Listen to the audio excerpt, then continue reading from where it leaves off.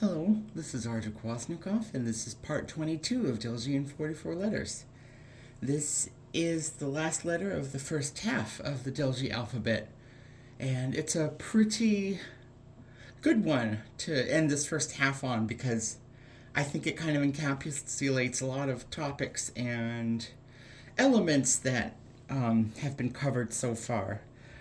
It's been a few months since I last recorded one of these, but I'm back again and I'm gonna keep continuing on with the series. After this part, I'll be trying to do another couple of activity slash quiz videos, which is just going to be me either with an easel or a notebook going through some of the letter forms we've done already, just kind of like a practice, and maybe even do what I did before a few parts ago, which is have a quiz about reading some words, and then people watching will have an opportunity to try to recreate them as best as they can. And to reiterate everything I've said before many times, learning a new writing system is not easy. It is hard for anybody learning a new language, and it is a big roadblock for anybody who is learning a language that doesn't use the writing system that they're familiar with already. And that's why a lot of languages that do have very specific writing systems, that's why they kind of exist in a little bit more of a bubble in the modern world. You can almost separate the world by writing systems as much as you can actual languages, just because of the way writing and computers work. And maybe someday I'll get to talk about things like one of my favorite things is Chinese typewriters and the history of those. Because I find those to be really interesting because they're so complicated and they have such a unique logic. But in any event, let's go into this 22nd letter. And this letter is called mir, and it is, and if you heard me, the end of that is that unvoiced kind of breathy L sound that we made with the letter hi at the last time. And the word mir is the first syllable of the word mirni, which is the core Dena'ina word, at least in this dialect area, for water. And this word is really interesting and cool because of where it comes from and what it says about language evolution and history. But before that, we're going to just draw it. And as you can probably see, it is the shape of a raindrop. And a raindrop in Dena'ina is called a tugit, an individual drop or drops. And the word for rain in general is ku'un. And when you want to say it's raining, it's erkun. Erkun. So those are some fun vocabulary words. Let's go ahead and make this. I have some new brushes that work a lot better with doing these demonstrations. Let me get some of my ink. Now the capital letter mir is starting with this hoop here. And I'll try to do it in a spot that is visible. Go down and around clockwise, and then do that. That's capital mir. And depending on how flourishy you want, people can make it more artistic if they want. They can really go ham and whatever. But the lowercase version that I've been using is really simple. It's just this curve without the hoop. It's just this real simple little hook that is kind of bent like that. Now, as you could probably see from the title and the way I'm saying it, this shape starts with what we use in English is like an M sound, which is called a labial nasal because all you're doing is closing your lips and making a noise in the top of your throat going And this letter is, again, one of the handful of very rare letters in Dena'ina and it's rarely used, and it's almost always exclusively used in loanwords from other languages. Well, why is it the word milni, water, which is such a basic word, if it's such a rare letter? And that is because this word for water, in this dialect, and in other dialects it's very similar, but they might not use an M. They might use a B, like bilni, or even a W, a glide, rilni. And there's even more than that I can't remember off the top of my head. But this word exists in Dena'ina, but there's no word like it in any other Na-Dene/Athabascan languages in the northwest of the continental North America, which is rare and odd. And that is because this word comes from a language that predates Dena'ina itself. And it sort of is an example of an artifact of linguistic history. And so it makes sense that some of the surviving words from languages that people don't even remember the name of exist in such core basic concepts, because it's the core basic concepts like things that are basic, like water, light, sun, feet, body parts, that are the most likely to survive dramatic linguistic change because of how useful they are in communication. And so that paints a really interesting picture. It's like, well, if there was a language before Dena'ina, does that mean Dena'ina is not a native language? And the answer is, who knows? Because what defines a native or indigenous language really has more to do with people rather than history. And that sounds a little bit counterintuitive, but you have to imagine that things exist in layers, and languages exist in timelines, and they are much like living creatures and have their own life expectancies, and they also repopulate and have offspring of their own, and their children languages are maybe a little bit different but still have a lot of the same makeup. And so when we encounter words like these, and the knowledge that there are even languages that are older than the ones that we know of and think of as a native language, it really gets you to think about what we speak today and how it's just really a snapshot in time. The English that we speak today in the 2020s is different from the 1920s, as it's very different from the 1820s, and the further you go back, the harder it is for somebody now to understand what somebody is saying or writing back then. And then you go back so far, and oops, the word English doesn't even make any sense, because there was no such thing as English at one point in time. And maybe I'll talk a little bit more about that itself later.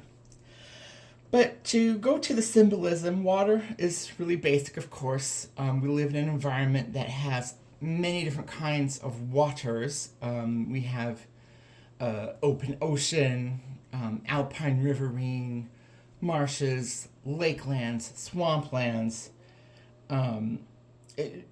Basically every kind of water feature you might see in one of those maps that teach kids geographical features, we have in our area. And so, of course, there should be no surprise that there are many words for water and different kinds of water features in this area. And the most notably of which is Tikatnu, which is one of the most popularly known in the area Dena'ina words, and that is the word for what is now the Cook Inlet. And the word Tikatnu itself is pretty interesting because it is a combination of two words. It starts with tika, which means ocean or open ocean, and it combines the word katnu, which, as I discussed before, means river. And so when you combine those together, Tikatnu really just means ocean river, because it's in Dena'ina conceptual thought, this inlet water that we have is not quite as big as an ocean, but it's not quite as small as a river. It's somewhere in between. And so that's where we get that from. Another fun water word is the word ta'a, which means juice. It can just mean juice on its own or the liquid from something. And you can add that on to a word to mean something's juice. So for example, you can say,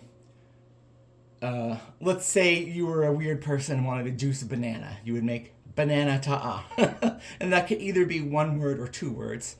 But also it can mean juice or liquid in other contexts, not just juice as in fruit juice or drinking juice.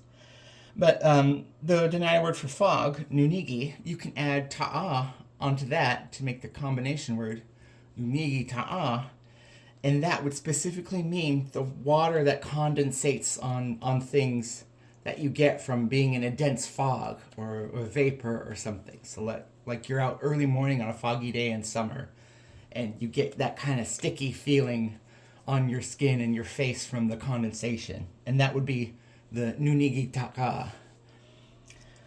That's one of the ones that I really enjoy. And so to kind of go back to the question of what constitutes a native language then, if we have evidence that there are languages older than languages like Dena'ina, and there likewise are other languages that are even older than neighboring languages like Dehitan, Alutiiq, and Atna, what does that mean? Well, it means that things are constantly evolving. And so when we say we want to learn a native language, we're not just picking a place on a map and saying we want to learn that place's native language, because that place's native language depends on time, because time changes, languages change. Going back to English, you go back far enough, 1,000+ years, there was no such thing as English. You had a mix of these Celtic languages, of course, across what's now United Kingdom, the great Isle of Britannia. And then, of course, Roman conquest brought Latin. That influenced languages there. And then you had the Franks coming from what is now France, the Jutes coming from what is now Denmark, the Saxons coming from what is now Germany and I think part of the Netherlands. And they migrated to what's now England, and the mix of all of those different elements and influences is what made English as we know it today. And so really every language is like that, and Dena'ina is no exception. And a language I love to compare Dena'ina to when talking about the historic context is Italian, because what we think of as Italian is somewhat a fairly recent phenomenon, because in Italy, people's native languages are still very connected to their dialects and their local varieties.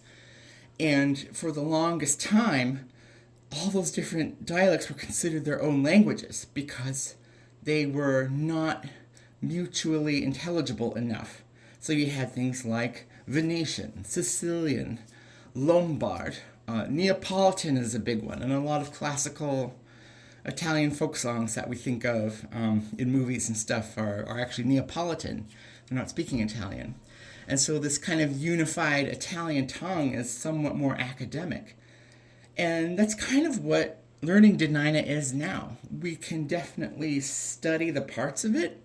We can definitely practice parts of it.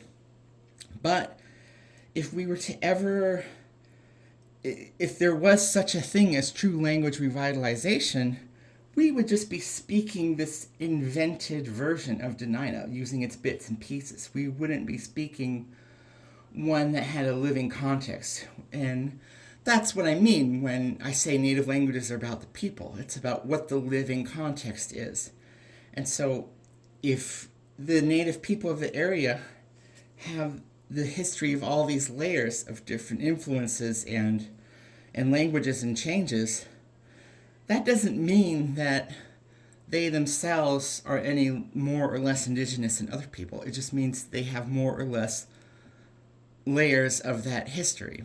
And we have to remember that language is only one element of culture and the study of humans and socio-political arrangements. So it's easy to get into the idea that language is equivalent to a map. It's not. You need a time machine too, because languages change over time as much as they do space. And so that's why when I work with people doing things like land acknowledgments and so forth, I have to get them out of the mindset of using these broad cultural terms and names of languages that really more have to do with a specific place and a specific point of time and not so much the people. You have to think about the people first, because if you don't, then any gesture you're trying to make is going to have no audience and almost mean nothing whatsoever. And so that's something I care about very much. And really quickly, because this video is going on a bit longer than I wanted, I want to talk about kind of where I'm from. There's a bay called Kachemak Bay, and as we know, I've mentioned before, there's things called Nichił Dena'ina, blah, blah, blah. And it might surprise people to know that Kachemak is not a native name. They think it is because it sounds native-ish, but it's not. That was introduced from Sugpiaq speaking people a couple centuries ago. And really, in Dena'ina, we don't have a specific non-borrowed name for that body of water.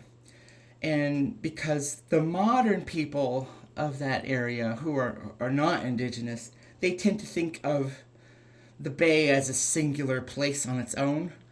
But for people prehistorically, they just thought of it as a part of the inlet. They thought it was part of Tikanu. It was just this same broad.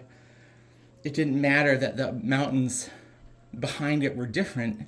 It's still part of the same continuous body of water. So there really wasn't a separate name, and that's where a lot of confusion comes in about the perspective of different people and languages. It's like, well, sometimes there is no word for something because that concept doesn't exist for that particular group of people. And so if I had to sit down and invent a word for Kachemak Bay on my own, using what I know about Dena'ina language myself, I would add on the word gwa, which means things that are small and are attached to words to emphasize that they're a small version of something. And I would just call it Tikatnugwa. And that would just literally be like the small version of the inlet, because it is like a little arm. And so that's a little fact I would like to share, because I was just discussing that with a few different people over the past week or so. Well, anyways, I'm going to end it there. Thank you very much for joining me. I'm happy to be doing these again, and I hope to see you for more videos. Thank you.